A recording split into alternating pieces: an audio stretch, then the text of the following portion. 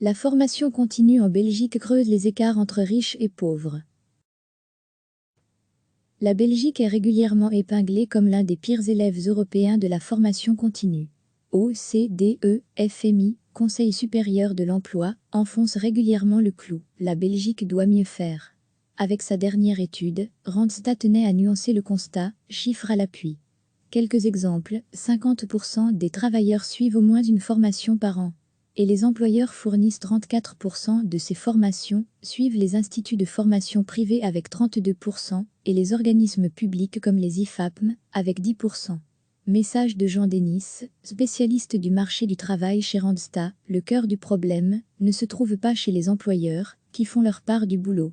La part des Belges qui suivent une formation, 45,2%, est d'ailleurs tout à fait dans la moyenne de l'Europe des 28. Le faible score de la Belgique en matière de formation continue est donc quelque peu exagéré, selon Randstad. De quoi nuancer le constat? Pas vraiment. En réalité, les chiffres avancés par le groupe Randstad viennent très largement appuyer les nombreux constats lapidaires tirés ces dernières années. La formation continue telle que pratiquée en Belgique est majoritairement réservée à ceux qui travaillent déjà, aux cadres et aux classes sociales supérieures. Ceux qui d'un point de vue marche du travail en ont le moins besoin. L'étude Randstad indique que la classe sociale la plus élevée suit 5 fois plus de formation que la plus basse, 63 contre 13%. La proportion de demandeurs d'emploi qui suivent une formation n'est que de 35%. 71% des cadres suivent des formations contre 28% des ouvriers. Et Randstad de conclure, noir sur blanc, il est donc très probable que la formation continue creuse encore davantage les différences entre classes sociales au cours d'une vie. La situation reste donc alarmante. Les peu qualifiés n'ont pratiquement pas accès à des formations. Et les formations diminuent avec l'âge. C'est un cercle vicieux. Celui qui est bien formé à la base va trouver un meilleur travail. Et celui qui va trouver un bon travail va pouvoir se former. C'est vraiment un cercle vicieux, confirme Valérie Denis, Randstad. Celui qui est bien formé à la base va trouver un meilleur travail. Et celui qui va trouver un bon travail va pouvoir se former. Il y a là certainement quelque chose à travailler pour les institutions publiques. Et c'est un paradoxe de taille pour la formation continue ou apprentissage tout au long de la vie, peu importe. Parce que la notion a été développée, il y a tout juste 60 ans par l'UNESCO, pour gommer les retards et inégalités dus à des formations initiales inexistantes ou trop courtes, et maintenir tout au long de la carrière le capital humain à niveau. Or, en Belgique les rapports se succèdent depuis plusieurs années. Et disent tous peu ou prou la même chose. Dans les conclusions de sa dernière mission en Belgique, le Fonds monétaire international demandait encore tirer à notre pays davantage d'efforts pour remédier aux écarts en matière d'éducation. Et le FMI de citer l'apprentissage tout au long de la vie, spécialement pour les groupes vulnérables. Ou comme le résumait l'OCDE en février, les adultes âgés et ceux qui ont un faible niveau de qualification participent peu au programme de formation continue. Les obligations de formation sont imposées au niveau des entreprises et non des travailleurs. Il y a bien deux groupes cibles absents de la formation continue aujourd'hui, les 55 ans et plus, et les moins qualifiés. Les personnes faiblement qualifiées d'abord, ou le seul groupe pour lequel l'accès au marché du travail devient sans cesse plus difficile, rappelait le Conseil supérieur de l'emploi, il y a pile un mois. Aussi bien le taux d'activité que le taux d'emploi des personnes peu qualifiées ont diminué, surtout chez les hommes, alors qu'ils ont augmenté globalement pour l'UE. Le fossé déjà très grand en matière d'emploi entre les personnes peu qualifiées et les autres s'est donc encore creusé. Les 55 ans et plus, ensuite, dont le taux d'emploi a augmenté ces 3 dernières années, principalement par des mesures de recul de l'âge départ à la pension, mais dont le taux de recrutement de 55 à 64 ans reste faible en Belgique, par rapport à la situation dans les pays de comparaison. Plus de formation continue, cela permettrait de mieux faire coïncider les compétences existantes avec les demandes du marché du travail. Cela réduirait les écarts croissants en matière d'éducation pour permettre aux moins qualifiés de décrocher un emploi et aux plus âgés de rester employables, dans un monde où la technologie et la digitalisation évoluent rapidement. Mais sans réponse publique adéquate en matière d'apprentissage tout au long de la vie, la formation continue, telle que déployée pour l'instant en Belgique, ne réduira pas les écarts de formation de plus en plus importants.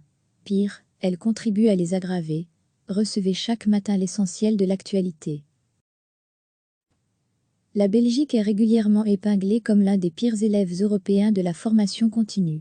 OCDE, FMI, Conseil supérieur de l'emploi, enfonce régulièrement le clou. La Belgique doit mieux faire. Avec sa dernière étude, Randstad tenait à nuancer le constat, chiffres à l'appui. Quelques exemples, 50% des travailleurs suivent au moins une formation par an. Et les employeurs fournissent 34% de ces formations, suivent les instituts de formation privés avec 32% et les organismes publics comme les IFAPM avec 10%. Message de Jean Denis, spécialiste du marché du travail chez Randstad, le cœur du problème ne se trouve pas chez les employeurs, qui font leur part du boulot. La part des Belges qui suivent une formation, 45,2%, est d'ailleurs tout à fait dans la moyenne de l'Europe des 28. Le faible score de la Belgique en matière de formation continue est donc quelque peu exagéré, selon Randstad.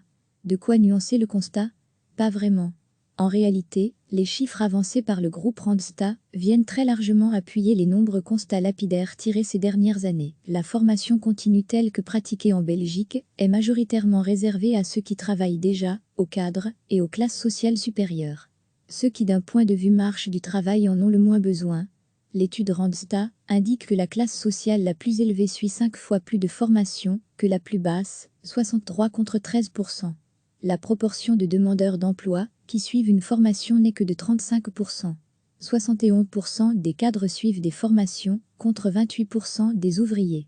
Et Randstad de conclure, noir sur blanc, il est donc très probable que la formation continue creuse encore davantage les différences entre classes sociales au cours d'une vie. La situation reste donc alarmante. Les peu qualifiés n'ont pratiquement pas accès à des formations. Et les formations diminuent avec l'âge. C'est un cercle vicieux. Celui qui est bien formé à la base va trouver un meilleur travail. Et celui qui va trouver un bon travail va pouvoir se former. C'est vraiment un cercle vicieux, confirme Valérie Denis, Randstad. Celui qui est bien formé à la base va trouver un meilleur travail. Et celui qui va trouver un bon travail va pouvoir se former. Il y a là certainement quelque chose à travailler pour les institutions publiques. Et c'est un paradoxe de taille pour la formation continue ou apprentissage tout au long de la vie, peu importe. Parce que la notion a été développée, il y a tout juste 60 ans par l'UNESCO, pour gommer les retards et inégalités dus à des formations initiales inexistantes ou trop courtes, et maintenir tout au long de la carrière le capital humain à niveau.